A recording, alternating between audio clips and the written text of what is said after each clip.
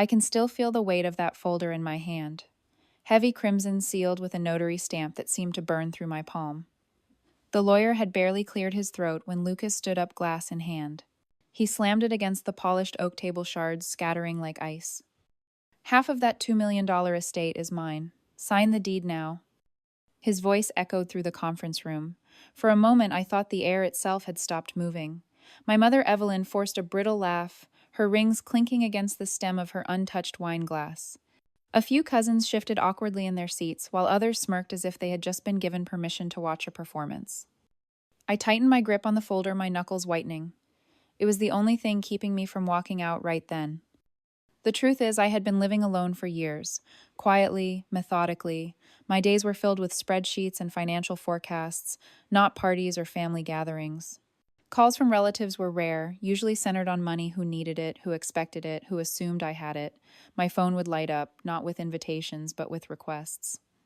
Now, after the funeral of my great-grandmother, I found myself surrounded by laughter and the clinking of glasses. They toasted to her memory, but their eyes kept sliding toward me, toward the estate she had left behind. No one spoke to me directly, no one asked how I was. It was as though I had become invisible, a placeholder with a key. The lawyer began reading the will, his voice steady and precise. Every word felt like a stone dropped into still water. Evelyn nodded along her lips, curling into that smile she reserved for guests she wanted to impress. I sat there silent, feeling a strange mix of calm and distance. On the table before me, the key to the estate lay gleaming beneath the fluorescent lights. They had never once asked to see it before today. Lucas leaned back in his chair, pretending to stretch, then snapped. "You're nothing without this money. We all know it." His words fell like ash coating the room, in an uncomfortable silence. I stared at him. The boy who had borrowed my credit card more times than I could count, the one who never thanked me, the one who turned every family dinner into a spectacle. Now he was trying to turn my inheritance into his stage. They kept drinking, clinking glasses, laughing too loudly. A performance of togetherness. Behind their smiles, I could feel the weight of expectation pressing against me, smothering. I sat there, my folder unopened, my fingers, tracing the edge of the notary stamp. Part of me wanted to tear it open to read aloud the lines that would silence them all. Another part wanted to walk away, to let their arrogance consume them without my help.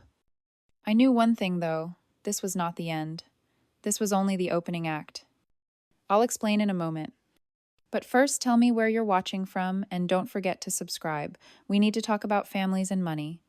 The estate was supposed to be a sanctuary, a quiet place tucked away from the noise of the city. Instead, it became the backdrop for Lucas's latest spectacle, his graduation celebration. Not mine, not anyone else's, but his. The invitations had gone out weeks earlier, all orchestrated by Evelyn. Printed on cream cardstock with gold lettering, they carried the weight of entitlement more than joy. My name was nowhere on them. Not as host, not even as a mention. And yet the event was set in the very house that had been left to me, as if I were just another guest expected to sit quietly in a corner. When I arrived that afternoon, the driveway was already jammed, with luxury cars borrowed and leased, their chrome gleaming under the sunday. The music was deafening, spilling out from rented speakers onto the manicured lawn. Lucas had chosen a tuxedo, a shade too bright, strutting through the crowd like a celebrity. Every move was being filmed, every smile rehearsed. He spotted me as I stepped inside. The grin widened, teeth bared, and he grabbed a microphone. "Look who decided to show up," he shouted, voice amplified. "Our little caretaker. Without this house, none of us would have a place to celebrate right." The crowd laughed. Some glanced at me with pity, others with curiosity. I felt the heat rising in my cheeks, but I said nothing. Evelyn was perched on a velvet chair near the fireplace, watching me. When I approached, she leaned in her perfume heavy and whispered, "You're nothing without this inheritance. Remember that." Her smile never faltered, her eyes glittering like glass. I moved past her, clenching my jaw. Around me, relatives clinked glasses, congratulating Lucas as though he had built the estate brick by brick. They posed for photos in front of portraits that belonged to my great-grandmother, as if they were the rightful heirs of her legacy. Lucas wasn't satisfied with the staged applause. He wanted more. Pulling out his phone, he went live on Instagram, panning across the chandeliers, the marble floors, the ornate staircases. "This is my house," he declared to thousands of viewers. "Finally my place. Graduation is just the beginning." The comments flooded in. Fire emojis, laughing faces, messages of envy. Within minutes, the video had racked up tens of thousands of views. His voice grew louder, feeding off the attention, basking in the validation of strangers. I stood at the edge of the room, invisible, holding a glass I hadn't touched. They were celebrating on my property, erasing my name with every toast. It was not just humiliation, it was erasure. I could feel something shifting inside me, a line being crossed. It wasn't the first time I had been dismissed, but it would be the last time I allowed it to happen without consequence. What they didn't know was that I had been watching, documenting, preparing. Their arrogance was becoming my evidence. It was the morning after Lucas's graduation party when I first saw the email. My inbox was flooded with work reports and bills, but there it was, forwarded by mistake, or maybe fate. The subject line read, Family Property Discussion. I clicked it open. Evelyn's words spilled across the screen. We need to make sure Taylor understands the estate belongs to all of us. If necessary, we'll frame it as a family obligation. Lucas had replied within minutes. Don't worry, Mom. I'll handle it. Once I move in, it will be too late for Taylor to object. Everyone already sees it as mine. I stared at the text, my stomach tightening. It wasn't just arrogance anymore. It was a plan. A coordinated betrayal dressed up as duty. That night in our family group chat, Lucas posted a photo of himself lounging on the estate balcony. The caption read, Soon we'll finally take what's ours. Heart emojis, followed from cousins, thumbs-up reactions from relatives, who never once asked how I was managing the mortgage, the taxes, the endless repairs. I scrolled through the chat, my thumb trembling. Years of messages, requests, and demands formed a silent archive of entitlement. Whenever Lucas's credit card maxed out, I had been the one to bail him out. Whenever Evelyn needed extra cash for emergencies, I had transferred funds. None of it mattered now. Gratitude had never been part of their vocabulary. I closed the chat, tossed the phone aside, and walked through the estate's quiet halls. The portraits of my great-grandmother seemed to watch me, her eyes stern, almost warning. She had lived through harder times, built this place brick by brick, saved every dollar with care, and now her legacy was being reduced to hashtags and live streams. The next day, Lucas made his move. He arrived at the estate unannounced, his car parked crooked, in the driveway, music blasting. He strode inside carrying grocery bags, not food but decorations, banners that read, Welcome home, Lucas. He didn't even ask permission. This place needs energy, he said, unfurling a banner across the staircase. People already think of it as mine. We're just making it official. I watched in silence, my hands clenched. Every fiber of me wanted to tear the banner down to scream. But I didn't. Not yet. What he didn't know was that I had already begun documenting everything. The emails, the group chats, the live stream clips, each one a piece of evidence. I wasn't just a placeholder. I was the keeper of proof. The estate had never been so loud. Music pounded against the old walls, lights flashed across the high ceilings, and the garden was filled with guests spilling champagne onto the marble steps. It was supposed to be a simple family gathering, but Lucas had turned it into a spectacle, his grand announcement. I arrived late deliberately. I wanted to see how far he would go without me there. From the moment I stepped through the gate, I knew the answer all the way. A banner stretched across the balcony, The future belongs to us. Beneath it, Lucas stood like a self-crowned king, a microphone in his hand. As I walked into the hall, he spotted me instantly. There's our caretaker, he boomed, his voice amplified by rented speakers. Without Taylor, none of this would be possible. But let's be honest, Taylor's just holding the keys until the rightful owner steps in. The crowd laughed nervously. Some clapped, others exchanged glances, uncertain. My mother Evelyn sat near the front, nodding in approval. She sipped her wine with the calmness of someone who had already decided the outcome. Lucas wasn't finished. He raised the microphone higher, pacing across the stage like a performer. This estate, he declared, belongs to the family, to all of us. Taylor is just a placeholder. Tonight, we claim what is rightfully ours. His words sliced through me, not just for their arrogance, but for their certainty.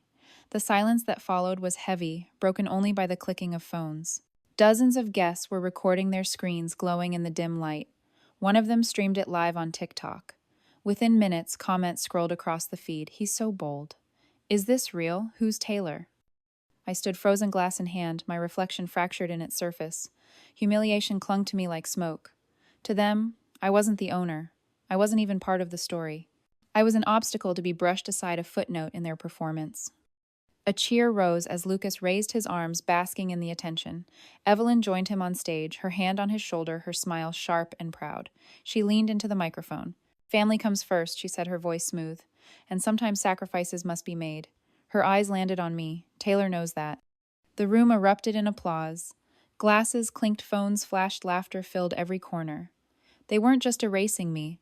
They were rewriting history in real time with me standing right there. I wanted to speak, to shout, to tear down the banner and silence the lies.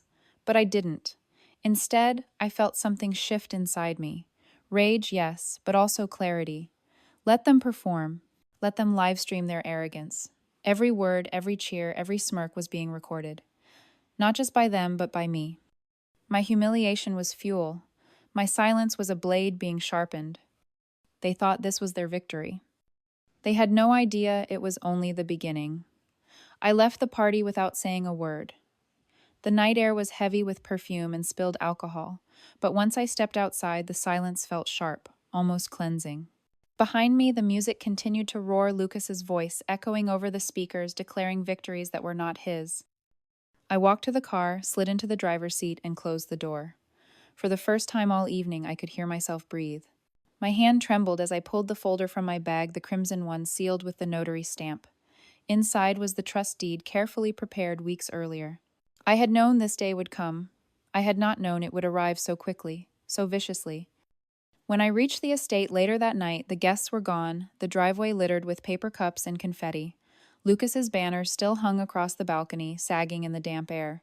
I stood there in the dark, staring at the words, "The future belongs to us." Then I pulled it down, folded it neatly, and tossed it into the trash bin. I called the locksmith at dawn. By midday, every lock on the estate had been changed. Front gates, side doors, even the garage. The security codes were reset. The cameras updated the entry system, tied directly to my phone. The estate was mine, in every sense, not just in name. Later, as I walked through the halls, I paused beneath the portrait of my great-grandmother. Her gaze was steady, her lips pressed into a firm line. I imagined her saying, "Enough waiting, enough silence." My phone buzzed constantly. Messages poured in from Evelyn, from Lucas, from cousins I hadn't spoken to in months. "Open the gate. This is our home too. You can't lock us out. We're family. If you think a piece of paper makes this yours, you're wrong." I didn't reply. Instead, I saved each message into a folder labeled evidence. That evening, Lucas tried to storm the gate. He pulled up in his car, music blaring as usual, and shouted into the intercom, "You can't keep me out. Everyone knows this place belongs to me now." His voice cracked with desperation, but I didn't answer. I watched from the upstairs window, the phone in my hand, recording every second. Eventually, he sped off tires, screeching, his pride dented more than his car. I wasn't naive. I knew they wouldn't stop. Evelyn's words at the party still echoed. Family comes first. Sacrifices must be made. She had been smiling when she said it, but her eyes had been cold, unyielding. This was not over. And yet, for the first time, I felt something close to peace. Not joy, not triumph, just the quiet certainty of taking back control.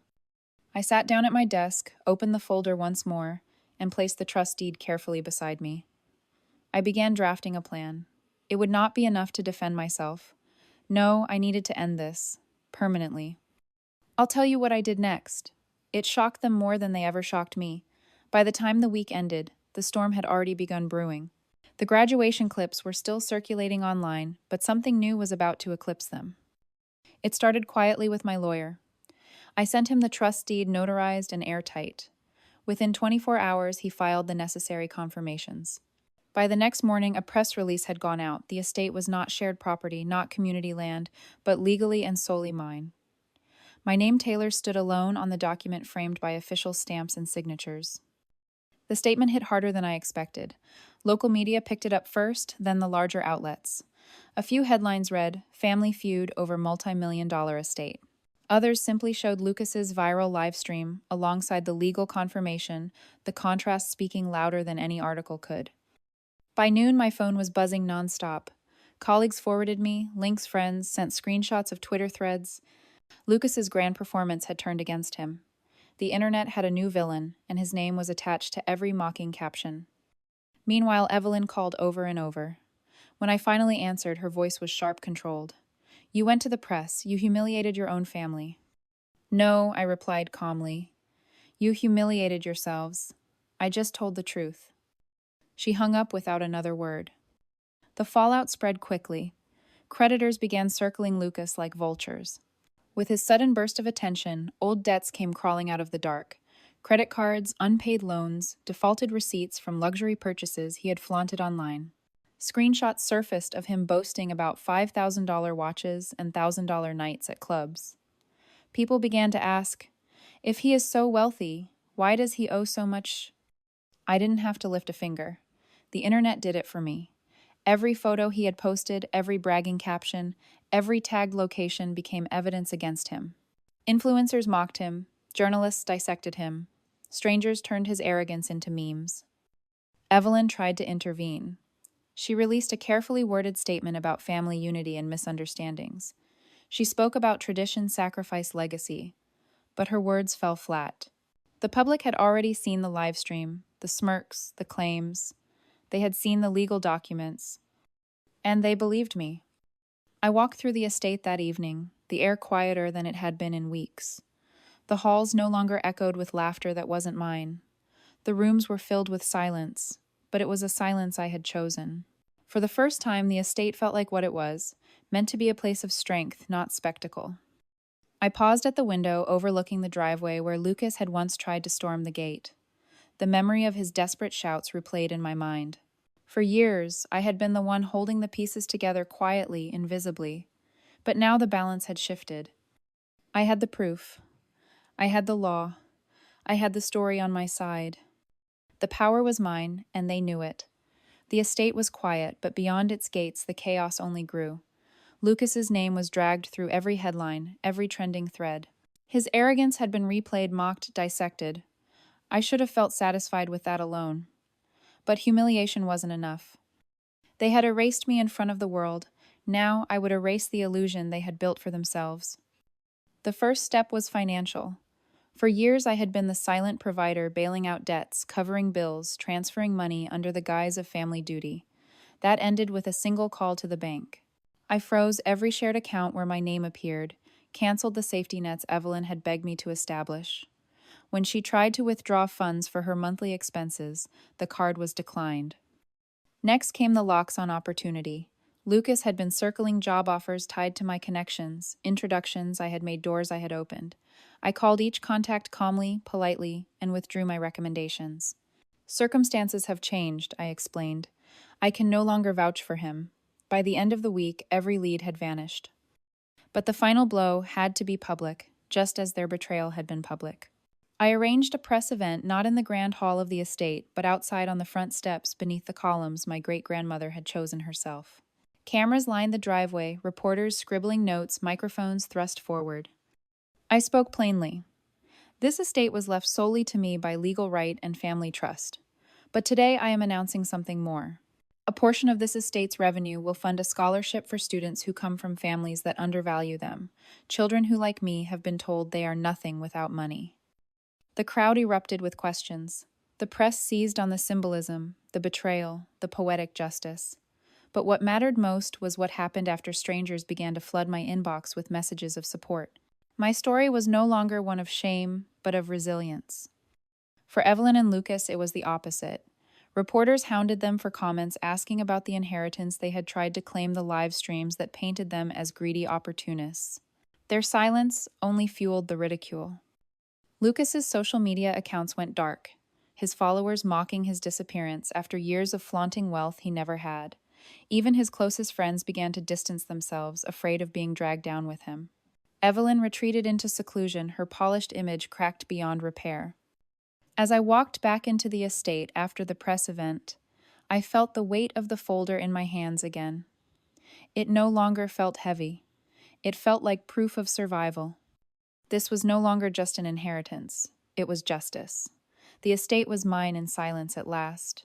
No banners, no speakers rattling the windows, no cousins drinking wine they hadn't paid for. Just the sound of wind brushing against the old trees in the garden and the faint creak of wood that had stood for generations. I spent the first quiet morning walking room to room, opening curtains that had been drawn shut since the funeral. Sunlight spilled across the marble floors, chasing away the shadows left behind by weeks of conflict. For the first time in months, the house felt like a home, not a battlefield. On the desk in the study, the crimson folder still rested where I had left it. Its seal had been broken long ago, its contents no longer a secret. I traced the notary stamp with my finger, remembering how tightly I had clutched it on that first day when Lucas tried to strip me of everything. That folder had become more than paper. It was a reminder of how fragile dignity can be and how fiercely it must be defended. I thought of Evelyn, of her whispered words during Lucas's graduation. "You're nothing without this inheritance." I could almost hear her voice echo in the empty halls. But now those words no longer stung. They sounded hollow, like a warning bell that had rung too late. As for Lucas, his silence was louder than any outburst. His social media remained abandoned, his debts circling closer. The world had moved on without him leaving. Only the memory of his arrogance caught forever in viral clips. I didn't celebrate. There was no champagne, no grand declaration, just a quiet acknowledgement that I had survived their erasure, their betrayal. Revenge had been necessary, but it was not the destination. Peace was. In the evenings, I would sit on the balcony with a cup of tea, watching the garden my great-grandmother had once tended. I thought about her life, how she had saved every penny, how she had endured her own hardships. I wondered if she had known her legacy would test me this way, if she had foreseen the storm her gift would bring. Perhaps she had. Perhaps that was why she left it to me. Not because I was the eldest, not because I was the favorite, but because she knew I would not squander it, that I would defend it when the time came. One night, as the sun dipped low and the estate glowed in amber light, I whispered aloud. I kept it safe. I kept myself safe. The words carried into the still air, and for the first time, I felt free. This story is not about wealth. It is about dignity, about refusing to be erased, even by those who share your blood. If you think I made the right choice, comment right. If you believe there's a better way to deal with greedy relatives, share your idea.